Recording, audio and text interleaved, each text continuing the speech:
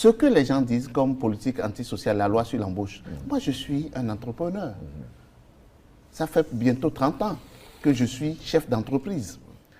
Mais avant, qu'est-ce qui se passe? Si vous avez un employé qui ne vous apporte rien, c'est une plaie que vous gardez dans l'entreprise parce que si vous voulez vous le remercier, vous vous retrouvez au prud'homme dans des procédures et vous êtes taxé. C'est-à-dire vous payez de fortes amendes.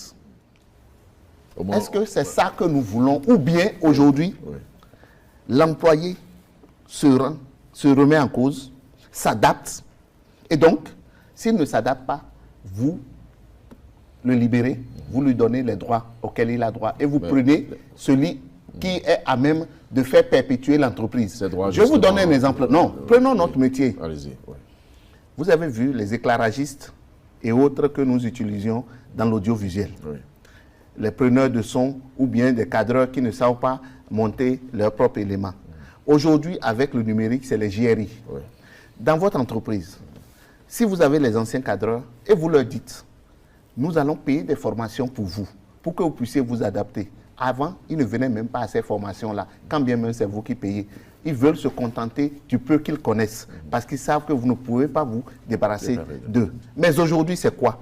Avec la nouvelle loi de l'embauche, quand vous dites, nous allons former pour pouvoir vous adapter, ils sont là dès la première poursuite, parce qu'ils savent que s'ils ne s'adaptent pas, l'entreprise sera amenée à se séparer d'eux. Qu'est-ce que nous voulons? Avoir des effectifs pléthoriques qui n'apportent rien, ou alors avoir des effectifs dynamiques qui permettent à l'entreprise de tenir dans le temps. Est-ce qu'avant, vous voyez des entreprises qui font 30-40 ans? Non. L'entreprise naît, à un moment donné, disparaît. Nous voulons construire sur la durée.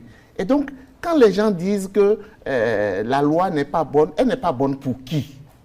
Elle est bonne pour tout le monde. Elle n'est pas bonne pour l'employé. Non, elle n'est pas bonne pour l'employeur. Mais vous savez, non, elle ne profite pas qu'à l'employeur. Les exemples que vous venez de donner montrent que ça profite à l'employeur. Non, elle profite à l'employeur, elle profite à l'entreprise.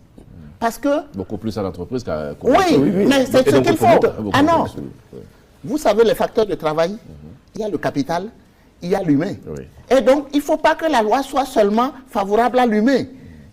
Parce que si l'humain est là, à un moment ou à un autre, l'entreprise va péricliter. Il faut trouver le juste milieu pour que, entre l'humain... Est-ce que vous pensez qu'un entrepreneur rationnel peut se débarrasser d'un travailleur qui apporte à l'entreprise? Il n'est pas fou. D'accord. Alors, c'est parce que l'employé ne veut pas se mettre au goût du jour et qu'il ne vient à